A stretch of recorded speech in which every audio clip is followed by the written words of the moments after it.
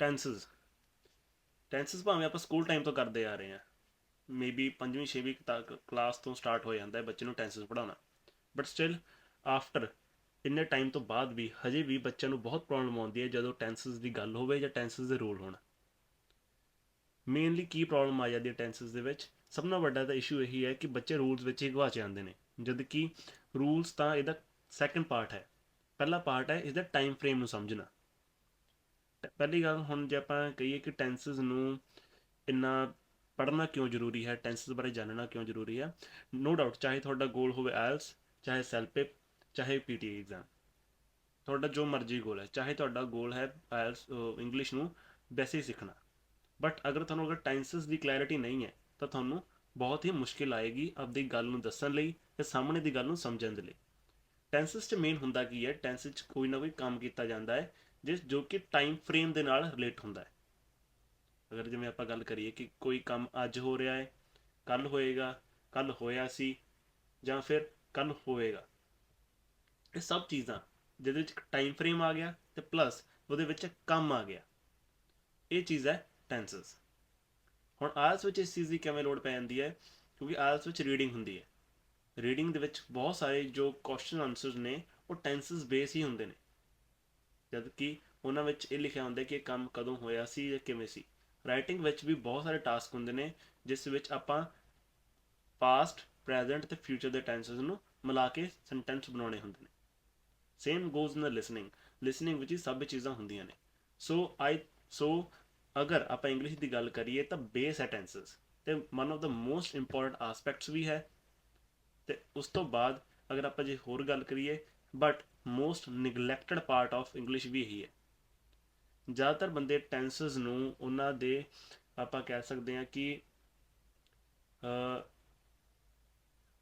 ਆਪਣੀ ਗਟ ਫੀਲਿੰਗ ਦੇ ਨਾਲ ਚਲਾਉਂਦੇ ਨੇ ਕਿ ਹਾਂ ਵੀ ਉਹਨੇ ਕੀ ਗਟ ਫੀਲਿੰਗ ਹੈ ਉਹਨਾਂ ਦੀ ਕਿ ਹਾਂ ਟੈਂਸ ਸਹੀ ਹੈ ਜਾਂ ਨਹੀਂ ਹੈ।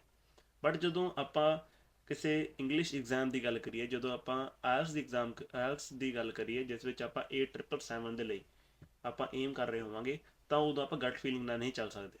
ਉਦੋਂ ਆਪਾਂ ਨੂੰ ਪ੍ਰੋਪਰ ਇੱਕ ਕਲੀਅਰ ਡੈਫੀਨੇਸ਼ਨ ਕਲੀਅਰ ਹੋਣੀ ਚਾਹੀਦੀ ਹੈ ਕਿ ਹਰੇਕ ਟੈਂਸ ਦਾ ਕੀ ਕੀ ਕੰਮ ਹੈ, ਤੇ ਅਗਰ ਜੋ ਸਾਡੇ ਸਾਹਮਣੇ ਜੋ ਸੈਂਟੈਂਸ ਲਿਖਿਆ ਹੋਇਆ ਹੈ ਇਹ ਕਿਹੜੀ ਫਾਰਮ ਵਿੱਚ ਲਿਖਿਆ ਹੋਇਆ ਹੈ।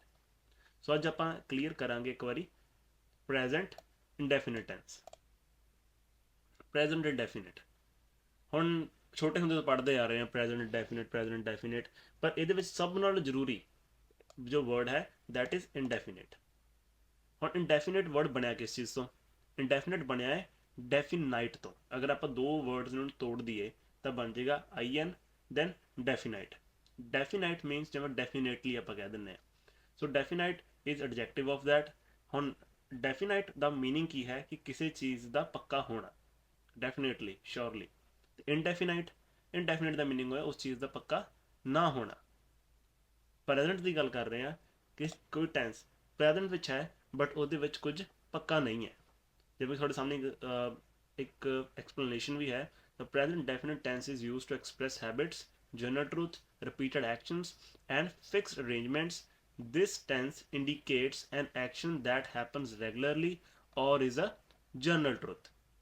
ਹੁਣ ਇਹ ਉਹ ਟੈਂਸ ਨੇ ਜਿਹਦੇ ਵਿੱਚ ਜਿਹੜੇ ਕਿ ਤੁਹਾਡੀ ਹੈਬਿਟਸ ਹੋ ਸਕਦੀਆਂ ਨੇ, ਜੋ ਆਮ ਟਰੁੱਥ ਨੇ, ਜੋ ਕਿ ਚੀਜ਼ਾਂ ਤੁਸੀਂ ਕਰਦੇ ਹੋ, ਤੁਹਾਡੀ ਰੂਟੀਨ ਹੈ, ਇਹ ਸਭ ਚੀਜ਼ਾਂ।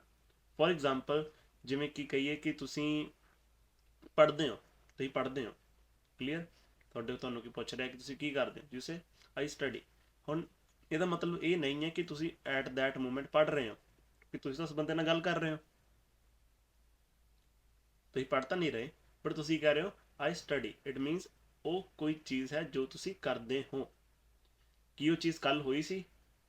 ਵੀ ਡੋਂਟ ਨੋ। ਕੀ ਉਹ ਚੀਜ਼ ਕੱਲ ਹੋਏਗੀ? ਵੀ ਡੋਂਟ ਨੋ। ਕੀ ਉਹ ਚੀਜ਼ ਤੁਸੀਂ ਅੱਜ ਕਰਿਆ ਕਰੋਗੇ? ਵੀ ਡੋਂਟ ਨੋ। ਕਲੀਅਰ। ਬਟ ਇਹ ਚੀਜ਼ਾਂ ਤੁਸੀਂ ਕਰਦੇ ਹੋ, ਤੁਹਾਡੀ ਹੈਬਿਟ ਹੋ ਸਕਦੀ ਹੈ। ਜਿਵੇਂ ਤੁਹਾਡਾ ਕ੍ਰਿਕਟ ਖੇਲਣਾ ਤੁਹਾਡੀ ਹੌਬੀ ਹੋ ਸਕਦੀ ਹੈ, ਕਲੀਅਰ। ਬਟ ਇਹਦਾ ਮਤਲਬ ਇਹ ਨਹੀਂ ਹੈ ਕਿ ਤੁਸੀਂ ਡੇਲੀ ਹੀ ਸਵੇਰੇ ਸ਼ਾਮ ਕ੍ਰਿਕਟ ਖੇਡਦੇ ਹੋ। ਇਹਦਾ ਮਤਲਬ ਇਹ ਨਹੀਂ ਹੈ ਕਿ ਤੁਸੀਂ ਕੱਲ ਵੀ ਕ੍ਰਿਕਟ ਖੇਡੇ ਹੀ ਸੀ, ਕਲੀਅਰ। ਇਸ ਦਾ ਮੀਨਿੰਗ ਇਹ ਚੀਜ਼ ਆ ਜਾਂਦਾ ਕਿ ਕੋਈ ਤੁਹਾਡੀ ਹੈਬਿਟ ਜਾਂ ਕੁਝ ਜਿਸ ਦਾ ਟਾਈਮ ਫਰੇਮ ਕਲੀਅਰ ਨਹੀਂ ਹੈ। ਇਸ ਦਾ ਬਹੁਤ ਹੀ ਸਿੰਪਲ ਰੂਲ ਹੈ। First of all it is subject, then base form, then object। ਛੋਟਾ ਵੱਡਾ ਕਰ ਲੈਂਦੇ ਇਸ ਨੂੰ।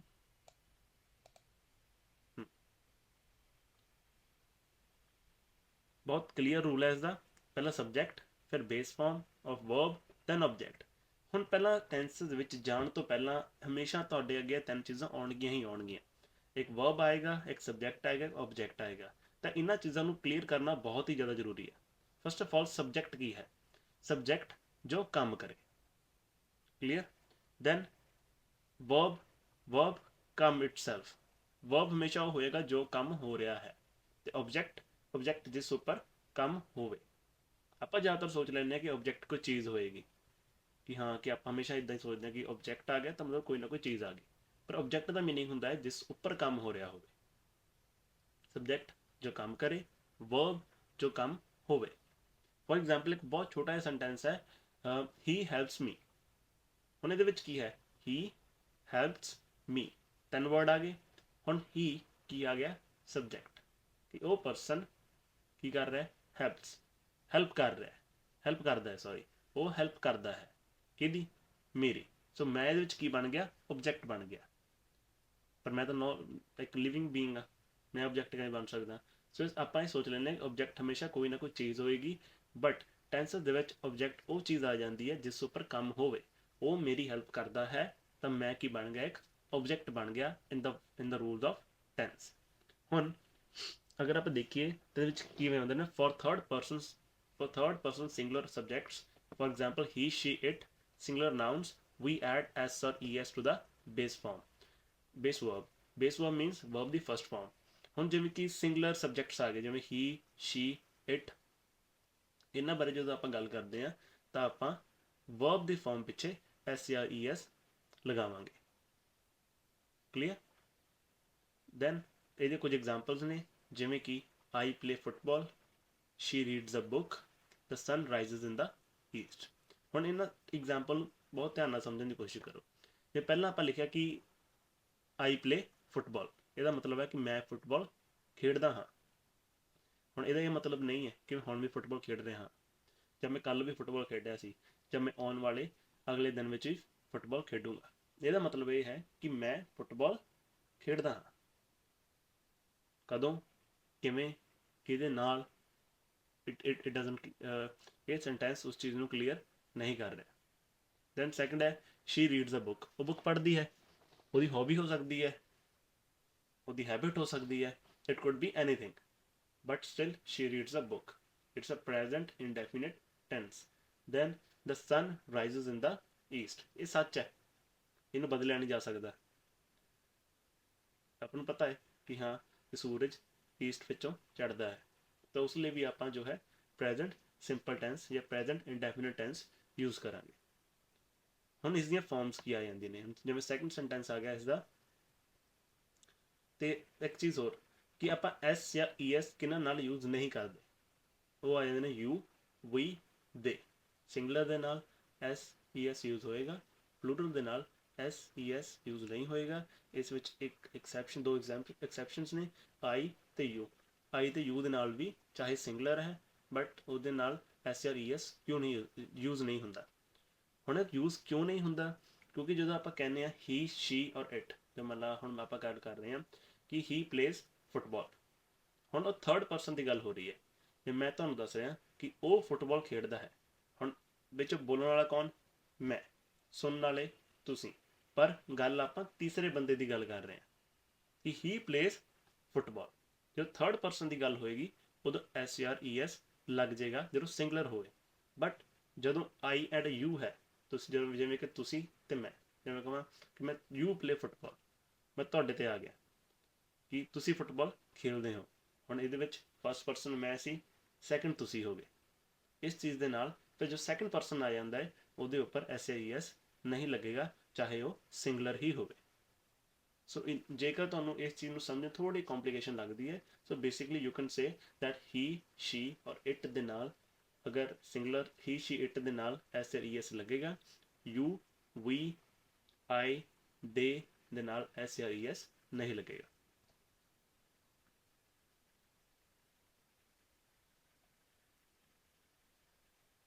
ਹੁਣ ਇਹਦਾ ਸਟਰਕਚਰ, ਹੁਣ ਆਪਾਂ ਅਗਰ ਗੱਲ ਕਰੀਏ ਸਟਰਕਚਰ ਆਫ ਨੈਗੇਟਿਵ ਟੈਂਸਸ। ਨੈਗੇਟਿਵ ਟੈਂਸਸ ਆ ਜਾਂਦੇ ਨੇ ਜਿਨ੍ਹਾਂ ਦੇ ਨੀਚੇ ਜਿਨ੍ਹਾਂ ਦੇ ਪਿੱਛੇ ਆਪਾਂ ਨੋ ਨੋਟ ਲਗਾਉਂਦੇ ਆ ਅਜਿਹੇ ਟੈਂਸਸ। ਇਸ ਦਾ ਬਹੁਤ ਸਿੰਪਲ ਰੂਲ ਹੈ। ਪਹਿਲਾ ਸਬਜੈਕਟ, फिर डू और डज लगेगा। डू लगेगा अगेन आई यू दे ਵੀ ਦੇ ਨਾਲ ਡੂ ਲੱਗ ਜਾਏਗਾ। ਤੇ ਅੱਗੇ ਜਿਹੜੇ ਪਹਿਲੇ ਆਪਣੇ ਸਿੰਗੂਲਰ ਸੀਗੇ ਉਹਨਾਂ ਨਾਲ ਹੀ ਸ਼ੀ ਇਟ ਦੇ ਨਾਲ ਡਜ਼ ਲੱਗ ਜਾਏਗਾ। ਦੈਨ ਨਾਟ, ਦੈਨ ਵਰਬ ਦੀ first form, then object. Clear? ਅਗਰ ਤੁਹਾਨੂੰ ਕਿਸੇ ਵੀ ਚੀਜ਼ ਦੇ ਵਿੱਚ ਅਗਰ ਤੁਹਾਨੂੰ ਥੋੜੀ ਜਿਹੀ ਵੀ ਕਨਫਿਊਜ਼ਨ ਹੋਵੇ ਤਾਂ ਆਈ ਸੁਜੈਸਟ ਤੁਸੀਂ ਆਪਣੇ ਨਾਲ ਇੱਕ ਕਾਪੀ ਰੱਖੋ, ਚੀਜ਼ਾਂ ਨੂੰ ਨੋਟ ਡਾਊਨ ਕਰਦੇ ਰਹੋ। ਜਦੋਂ ਆਪਾਂ ਚੀਜ਼ਾਂ ਨੂੰ ਲਿਖ ਲੈਂਦੇ ਹਾਂ ਨਾ ਤਾਂ ਚੀਜ਼ਾਂ ਆਪਾਂ ਨੂੰ ਸਮਝਣੀਆਂ ਬਹੁਤ ਆਸਾਨ ਹੋ ਜਾਂਦੀਆਂ ਨੇ, ਕਿਉਂਕਿ ਆਪਾਂ ਉਸ ਨੂੰ ਇੱਕ ਮਟੀਰੀਅਲਾਈਜ਼ ਕਰ ਲੈਂਦੇ ਹਾਂ ਆਪਣੇ ਥੋਟ ਨੂੰ। ਜੇ ਆਪਾਂ ਸੋਚੀ ਜਾਈਏ ਕਿ ਹਾਂ ਮੈਂ ਚੀਜ਼ ਸਮਝ ਲਈ ਤਾਂ ਮੈਨੂੰ ਯਾਦ ਰਹੇਗੀ, ਉਹ ਜ਼ਿਆਦਾਤਰ ਨਹੀਂ ਹੁੰਦਾ। ਆਪਾਂ ਕੋਈ ਚੀਜ਼ ਹੁਣ ਪੜ੍ਹੀ ਤਾਂ ਮੋਸਟ ਪ੍ਰੋਬਬਲੀ ਮੈਨੂੰ 15 ਮਿੰਟ ਤੱਕ ਯਾਦ ਰਹੇਗੀ, 20 ਮਿੰਟ ਤੱਕ ਯਾਦ ਰਹੇਗੀ। ਆਪਾਂ ਕੁਝ ਹੋਰ ਕੰਮ ਕਰਨ ਲੱਗ ਗਏ ਤਾਂ ਆਪਣੇ ਦਿਮਾਗ ਚੋਂ ਨਿਕਲ ਜਾਣੀ ਹੈ। ਸੋ ਟਰਾਈ ਕਰਿਆ ਕਰੋ, ਜਾਂ ਤਾਂ ਤੁਸੀਂ ਸਕਰੀਨਸ਼ਾਟ ਮਾਰ ਲਓ ਚੀਜ਼ਾਂ ਦੇ, ਤੇ ਜਾਂ ਫਿਰ ਤੁਸੀਂ ਇਸ ਨੂੰ ਕਾਪੀ 'ਤੇ ਨੋਟ ਡਾਊਨ ਕਰੇ ਚਲੋ। ਇਹਦੇ ਐਗਜ਼ਾਮਪਲਸ ਬਹੁਤ ਕਲੀਅਰ ਨੇ। ਜਿਵੇਂ ਪਹਿਲਾਂ ਆਪਣਾ ਟੈਂਸ ਆਇਆ ਸੀਗਾ ਕਿ ਹੀ ਪਲੇਜ਼ ਫੁੱਟਬਾਲ ਔਰ ਆਈ ਪਲੇ ਫੁੱਟਬਾਲ, ਤੇ I do not play football. I ਹੈ, ਆਈ ਦੇ ਨਾਲ ਡੂ ਲੱਗੇਗਾ, ਫਿਰ ਨਾਟ ਲੱਗ ਗਿਆ, ਫਿਰ ਪਲੇ ਫੁੱਟਬਾਲ। ਕੋਈ ਵੀ ਟੈਂਸ ਹੈ ਨਾ ਉਸਨੂੰ ਤੁਸੀਂ ਟਰਾਂਸਲੇਟ ਕਰਕੇ ਉਸ ਨੂੰ ਸਮਝਣ ਦੀ ਕੋਸ਼ਿਸ਼ ਕਰੋ। ਉਹ ਫੁੱਟਬਾਲ ਖੇਡਦਾ ਹੈ, ਉਹ ਫੁੱਟਬਾਲ ਨਹੀਂ ਖੇਡਦਾ। ਮੈਂ ਫੁੱਟਬਾਲ ਖੇਡਦਾ ਹਾਂ, ਮੈਂ ਫੁੱਟਬਾਲ ਨਹੀਂ ਖੇਡਦਾ। It's a general statement. Then she does not read a book. ਉਹ ਕਿਤਾਬਾਂ ਨਹੀਂ ਪੜ੍ਹਦੀ। ਕਿਹਦਾ ਸ਼ੌਂਕ ਨਾ ਹੋਵੇ, ਉਹਨੂੰ ਪਸੰਦ ਹੀ ਨਾ ਹੋਵੇ, ਮੂਵੀ ਦੇਖਣ ਦਾ ਸ਼ੌਂਕ ਹੋਵੇ।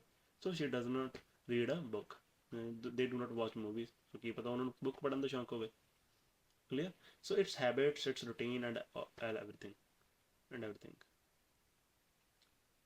Then structure of interrogative. Now interrogative are the type of questions that we use most oftenly in English, and yet they are the one that are again ignored most of the time. So interrogative questions ਕਿਹੜੇ ਆ ਜਾਂਦੇ ਨੇ? interrogative sentences ਉਹ ਹੁੰਦੇ ਨੇ ਜਿਹ 'ਚ ਆਪਾਂ ਸਾਹਮਣੇ ਵਾਲੇ ਪਰਸਨ ਨੂੰ ਇੱਕ ਕੁਐਸਚਨ ਪੁੱਟ ਕਰਦੇ ਹਾਂ ਕਿ ਕੀ ਇਹ ਤੂੰ ਕੰਮ ਕਰਦਾ ਹੈ। ਕਲੀਅਰ? ਕਿ ਤੂੰ ਫੁੱਟਬਾਲ ਖੇਡਦਾ ਹੈ, ਤੂੰ ਗੇਮ ਖੇਡਦਾ ਯਾਰ। ਆਪਾਂ ਪੁੱਛ ਲੈਂਦੇ ਕਿ ਤੂੰ ਪਬਜੀ ਖੇਡਦਾ, ਤੂੰ ਬੁੱਕਸ ਰੀਡ ਕਰਦਾ, ਤੂੰ ਨੈਟਫਲਿਕਸ 'ਤੇ ਕੋਈ ਸ਼ੋਅ ਦੇਖਦਾ, ਅਜਿਹੀਆਂ ਚੀਜ਼ਾਂ। ਸੋ ਇਹਦੇ ਵਿੱਚ ਆਪਾਂ ਕੀ ਕਰਨਾ ਹੈ, ਅਗੇਨ ਡੂ ਔਰ ਡਸ ਜੋ ਆਪਣਾ ਨੈਗੇਟਿਵ ਵਾਲਾ ਹੈ ਉਹ ਇਹਦੇ ਵਿੱਚ ਅੱਗੇ ਆ ਜਾਏਗਾ। ਅਤੇ ਬਾਕੀ ਦਾ ਸੈਂਟੈਂਸ ਜਿਵੇਂ ਕਿ ਆਪਣਾ ਪ੍ਰੈਜ਼ੈਂਟ ਇੰਡੈਫੀਨਿਟ ਸੀ ਉਵੇਂ ਦਾ ਉਵੇਂ ਹੀ ਰਹਿ ਜਾਏਗਾ। ਇਸ ਵਿੱਚ ਬੱਚਿਆਂ ਨੂੰ ਬਹੁਤ ਜ਼ਿਆਦਾ ਕਈ ਵਾਰ ਕਨਫਿਊਜ਼ਨ ਹੋ ਜਾਂਦੀ ਹੈ ਕਿ ਬੇਸ ਫਾਰਮ ਕਿੱਥੇ ਲੱਗੇਗੀ ਜਾਂ ਬਾਕੀ ਇਜ਼ ਐਮ ਆਰ ਲੱਗੇਗਾ ਕਿ ਨਹੀਂ ਲੱਗੇਗਾ। ਇਸ ਵਿੱਚ ਤੁਸੀਂ ਸਿੰਪਲ ਯਾਦ ਰੱਖਣਾ ਹੈ ਕਿ ਇਸ ਵਿੱਚ ਡੂ ਔਰ ਡਜ਼ ਲੱਗ ਜਾਏਗਾ, ਬਸ ਉਹ ਸਟਾਰਟਿੰਗ 'ਚ ਲੱਗ ਜਾਏਗਾ ਅਤੇ ਬਾਕੀ ਸਾਰੇ ਦਾ ਸਾਰਾ ਸੈਂਟੈਂਸ ਉਵੇਂ ਦਾ ਉਵੇਂ ਹੀ ਰਹਿ ਜਾਏਗਾ। ਅਗੇਨ ਡੂ ਲੱਗੇਗਾ ਆਈ ਵੀ ਯੂ ਅਤੇ ਦੇ ਨਾਲ, ਅਤੇ ਡਜ਼ ਲੱਗੇਗਾ ਹੀ ਸ਼ੀ ਐਂਡ ਇਟ ਦੇ ਨਾਲ। ਇਹਦੀ ਐਗਜ਼ਾਮਪਲਸ ਫਿਰ ਤੁਹਾਡੇ ਅੱਗੇ ਨੇ। ਡੂ ਆਈ ਪਲੇ ਫੁੱਟਬਾਲ, ਕੀ ਮੈਂ ਫੁੱਟਬਾਲ ਖੇਡਦਾ ਹਾਂ। ਹੁਣ ਇਹ ਤਾਂ ਬਹੁਤ ਆਪਾਂ ਰੇਅਰਲੀ ਪੁੱਛਦੇ ਹਾਂ ਕਿ ਡੂ ਆਈ ਪਲੇ ਫੁੱਟਬਾਲ, ਵਿੱਚ ਆਪਾਂ ਕੀ ਕਹਿ ਸਕਦੇ ਹਾਂ ਡੂ ਯੂ ਪਲੇ ਫੁੱਟਬਾਲ। ਆਪਾਂ ਕਿਸੇ ਨੂੰ ਪੁੱਛਣਾ ਹੋਵੇ ਕਿ ਡੂ ਯੂ ਪਲੇ ਫੁੱਟਬਾਲ, ਤੁਸੀਂ ਫੁੱਟਬਾਲ ਖੇਡਦੇ ਹੋ। Clear? Do you play PUBG, ਬਹੁਤ ਸਿੰਪਲ ਸੈਂਟੈਂਸ ਹੈ। Do you play PUBG, game ਖੇਡਦੇ ਹੋ ਤੁਸੀਂ, ਪੁੱਛਦੇ ਹਾਂ ਆਪਾਂ। So how would you start, do you play PUBG. Or does she read a book, ਕੀ ਉਹ ਕਿਤਾਬ ਪੜ੍ਹਦੀ ਹੈ। ਔਰ ਡੂ ਦੇ ਵਾਚ ਮੂਵੀਜ਼, ਕੀ ਉਹ ਮੂਵੀਜ਼ ਦੇਖਦੇ ਨੇ। ਹੁਣ ਇਸ ਦਾ ਲਾਸਟ ਟਾਈਪ ਆਫ ਸੈਂਟੈਂਸ ਜੋ ਆ ਜਾਂਦੀ ਹੈ ਦੈਟ ਇਜ਼ ਇੰਟੈਰੋਗੇਟਿਵ ਨੈਗੇਟਿਵ। ਇਹਦਾ ਮੀਨਿੰਗ ਹੈ ਕਿ ਆਪਾਂ ਕੁਐਸਚਨ ਉਹਨਾਂ ਨੂੰ ਪੁੱਛ ਰਹੇ ਹਾਂ ਪਰ ਉਹਦੇ ਵਿੱਚ ਉਹਨਾਂ ਨੂੰ ਨੋਟ ਲਗਾ ਕੇ ਪੁੱਛ ਰਹੇ ਹਾਂ। ਫੋਰ ਐਗਜ਼ਾਮਪਲ, ਕੀ ਤੁਸੀਂ ਇਹ ਕੰਮ ਨਹੀਂ ਕਰਦੇ, ਕੀ ਤੁਸੀਂ ਗੇਮ ਨਹੀਂ ਖੇਡਦੇ, ਇਹ ਜਿਹੀਆਂ ਚੀਜ਼ਾਂ। ਸੋ ਇਹਦੀਆਂ ਐਗਜ਼ਾਮਪਲਸ ਪਹਿਲਾਂ ਆਪਾਂ ਰੂਲ ਦੇਖੀਏ। ਡੂ ਔਰ ਡਜ਼ ਆ ਜਾਏਗਾ, ਸਬਜੈਕਟ ਆ ਜਾਏਗਾ, ਫਿਰ ਨੋਟ ਆਏਗਾ। ਹੁਣ ਇਹ ਸੈਂਟੈਂਸ ਥੋੜ੍ਹੇ ਜਿਹੇ ਬੱਚਿਆਂ ਲਈ ਕਨਫਿਊਜ਼ਨ ਹੋ ਜਾਂਦੇ ਨੇ ਕਿਉਂਕਿ ਜਦੋਂ ਨੈਗੇਟਿਵ ਵਰਤਦੇ ਨੇ ਤਾਂ ਕੀ ਲੱਗਦਾ ਹੈ subject, do does, then not, then verb ਦੀ ਫਸਟ ਫਾਰਮ ਅਤੇ ਦੈਨ ਆਬਜੈਕਟ। ਜਦੋਂ ਇੰਟੈਰੋਗੇਟਿਵ ਹੁੰਦਾ ਹੈ ਉਦੋਂ ਡੂ ਡਜ਼, ਸਬਜੈਕਟ, ਵਰਬ ਦੀ ਫਸਟ ਫਾਰਮ ਅਤੇ ਆਬਜੈਕਟ। ਇਸ ਵਿੱਚ ਕੀ ਹੋ ਜਾਂਦਾ ਹੈ ਕਿ ਸਬਜੈਕਟ ਜੋ ਹੈ ਉਹ ਡੂ ਡਜ਼ ਅਤੇ ਨੋਟ ਦੇ ਵਿਚਾਲੇ ਰਹਿ ਜਾਂਦਾ ਹੈ। ਸੋ ਬੱਚਾ ਇੱਥੇ ਥੋੜ੍ਹਾ ਕਨਫਿਊਜ਼ ਹੋ ਜਾਂਦਾ ਹੈ ਕਿ ਮੈਂ ਨੋਟ ਕਿੱਥੇ ਲਗਾਵਾਂ ਜਦੋਂ ਟੈਂਸਸ ਦੀ ਗੱਲ ਹੁੰਦੀ ਹੈ। ਤਾਂ ਕਲੀਅਰ ਰੱਖਣਾ ਹੈ ਤੁਸੀਂ ਕਿ ਤੁਹਾਡਾ ਜੋ ਨੋਟ ਹੈ ਉਹ ਹਮੇਸ਼ਾ ਸਬਜੈਕਟ ਤੋਂ ਬਾਅਦ ਹੀ ਲੱਗੇਗਾ। ਮਤਲਬ ਕਿ ਜੋ ਚਾਹੇ ਹੀ ਸ਼ੀ ਇਟ ਚਾਹੇ ਕੋਈ ਨੇਮ ਹੈ ਉਸ ਤੋਂ ਬਾਅਦ ਹੀ ਤੁਹਾਡਾ ਨੋਟ ਲੱਗੇਗਾ। For example, do I not play football, does she not read a book, do they not watch movies कि मैं फुटबॉल नहीं खेडदा, कि किताब नहीं पढ़ती, कि ਉਹ ਮੂਵੀਜ਼ ਨਹੀਂ ਦੇਖਦੇ, ਅਜਿਹੀਆਂ ਚੀਜ਼ਾਂ। ਹੁਣ ਇੱਕ ਚੀਜ਼ ਹੈ ਕਿ ਇਹ ਜੋ ਟੈਂਸ ਹੈ ਇਹ ਬਹੁਤ ਹੀ ਘੱਟ ਯੂਜ਼ ਹੁੰਦਾ ਹੈ ਅਗਰ ਆਪਾਂ ਗੱਲ ਕਰੀਏ ਆਪਣੇ ਬੋਲਚਾਲ ਦੇ ਵਿੱਚ, ਤੇ ਜਾਂ ਫਿਰ ਆਪਾਂ ਗੱਲ ਕਰੀਏ ਆਪਣੀ ਰਾਈਟਿੰਗ ਦੇ ਵਿੱਚ। ਸਪੀਕਿੰਗ ਐਂਡ ਰਾਈਟਿੰਗ ਦੇ ਵਿੱਚ ਇਹ ਬਹੁਤ ਘੱਟ ਟੈਂਸ ਯੂਜ਼ ਕੀਤਾ ਜਾਂਦਾ ਹੈ। Mainly it is used in the reading, and if it comes to reading ਤਾਂ ਤੁਹਾਡੇ ਸਾਹਮਣੇ ਇਹ ਚੀਜ਼ਾਂ ਤੁਹਾਨੂੰ ਕਲੀਅਰਲੀ ਦਿਖ ਜਾਣਗੀਆਂ, ਤੁਹਾਨੂੰ ਰੂਲ ਯਾਦ ਰੱਖਣ ਦੀ ਲੋੜ ਨਹੀਂ ਪਏਗੀ, ਬਟ ਤੁਹਾਨੂੰ ਡੂ ਡਸ ਤੋਂ ਤੁਹਾਨੂੰ ਕਲੀਅਰ ਹੋ ਜਾਏਗਾ ਕਿ ਇਹ ਜੋ ਚੀਜ਼ਾਂ ਨੇ ਇਹ ਉਹਦੀ ਹੈਬਿਟ ਬਾਰੇ ਗੱਲ ਕਰ ਰਹੀਆਂ ਨੇ, ਉਹਦੀ ਰੂਟੀਨ ਬਾਰੇ ਗੱਲ ਕਰ ਰਹੀਆਂ ਨੇ, not about the present movement. ਕਿਸੇ ਕੰਮ ਬਾਰੇ ਜਾਂ ਕੋਈ ਕੰਮ ਚੱਲ ਰਿਹਾ ਜਾਂ ਹੋਏਗਾ ਜਾਂ ਨਹੀਂ ਹੋਇਆ ਉਹਦੇ ਬਾਰੇ ਗੱਲ ਨਹੀਂ ਕਰ ਰਹੀਆਂ। ਹੁਣ ਲਾਸਟ ਤੇ ਇਸ ਚੀਜ਼ ਨੂੰ ਸਮਝਣ ਦੀ ਆਪਾਂ ਕੋਸ਼ਿਸ਼ ਕਰਾਂਗੇ through a table. I would say ਕਿ ਤੁਸੀਂ ਟੇਬਲ ਦਾ ਜਾਂ ਸਕਰੀਨਸ਼ਾਟ ਕਰ ਲਓ ਜਾਂ ਫਿਰ ਇਸ ਨੂੰ ਨੋਟ ਡਾਊਨ ਕਰ ਲਓ, ਬਿਕੋਜ਼ ਐਟ ਦ ਐਂਡ ਜੋ ਇਹ ਟੇਬਲ ਹੈ ਇਹ ਜੋ ਆਪਾਂ ਹੁਣ ਤੱਕ ਸਾਰਾ ਕੁਝ ਕੀਤਾ ਉਹਨੂੰ ਸਮਰਾਈਜ਼ ਕਰ ਰਿਹਾ ਹੈ। ਕਲੀਅਰ? ਜਿਵੇਂ ਕਿ ਹੁਣ ਜਿਵੇਂ ਟੈਂਸ ਆ ਗਿਆ ਆਪਣਾ ਕਿ ਸਬ ਪੋਜ਼ਿਟਿਵ, ਅਗੇਨ ਪੋਜ਼ਿਟਿਵ ਵਿੱਚ ਕੀ ਹੋਏਗਾ, ਸਬਜੈਕਟ ਪਲਸ ਵਰਬ ਨਾਲ SRES then object। example, she reads a book। translation, वो book पढ़ती है। negative, subject plus do does plus not then verb the first form and object। example, she does not read a book। वो book नहीं पढ़ती। then interrogative, do does plus subject plus verb the first form then object। does she read a book, कि वो book पढ़ती है। ਅਜਿਹੀਆਂ ਚੀਜ਼ਾਂ। ਇਹ ਬੇਸਿਕ ਸਟਾਰਟਿੰਗ ਹੈ ਇਸ ਟੈਂਸ ਦੀ। ਕਲੀਅਰ? ਅਗਲੀ ਵੀਡੀਓਜ਼ ਜੋ ਆਪਾਂ ਪਾਵਾਂਗੇ ਉਹਦੇ ਵਿੱਚ ਟਰਾਈ ਕਰਾਂਗੇ ਕਿ ਆਪਾਂ ਬਾਕੀ ਜੋ ਟੈਂਸਸ ਨੇ ਉਹਨਾਂ ਨੂੰ ਵੀ ਕਲੀਅਰ ਕਰਦੇ ਜਾਈਏ, ਪਲੱਸ ਉਸ ਨੂੰ ਐਜ਼ ਏ ਆਪਾਂ ਪ੍ਰੈਕਟੀਕਲੀ ਚੀਜ਼ਾਂ ਨੂੰ ਸਮਝ ਕੇ ਕਰੀਏ, ਨਾ ਕਿ ਜਸਟ ਕਿ ਰੂਲ ਜੇ ਵੋ। ਹੁਣ ਤੁਹਾਡੇ ਲਈ ਇਹ ਚੀਜ਼ ਕਲੀਅਰ ਹੋ ਗਈ ਹੋਏਗੀ ਬੇਸਿਕਲੀ, ਆਈ ਬਲੀਵ ਸੋ, ਕਿ ਪ੍ਰੈਜ਼ੈਂਟ ਇੰਡੈਫੀਨਿਟ ਕਦੋਂ ਲੱਗੇਗਾ। ਪ੍ਰੈਜ਼ੈਂਟ ਇੰਡੈਫੀਨਿਟ, ਆਈ ਰਿਪੀਟ ਅਗੇਨ, ਪ੍ਰੈਜ਼ੈਂਟ ਇੰਡੈਫੀਨਿਟ ਸਿਰਫ ਉਦੋਂ ਲੱਗੇਗਾ ਜਦੋਂ ਆਪਾਂ ਕਿਸੇ ਪਰਸਨ ਦੀ ਹੈਬਿਟ, ਰੂਟੀਨ ਜਾਂ ਜੋ ਚੀਜ਼ਾਂ ਐਜ਼ ਅ ਫੈਕਟ ਜੋ ਟਰੁੱਥ ਨੇ ਆਪਾਂ ਉਹਦੇ ਬਾਰੇ ਗੱਲ ਕਰ ਰਹੇ ਹੋਈਏ। clear? Okay, if you like this video, please like, comment and share, and if you have any doubt regarding the present tense, please leave it in the comments and I will try to reply on each and every one of you. Thank you so much.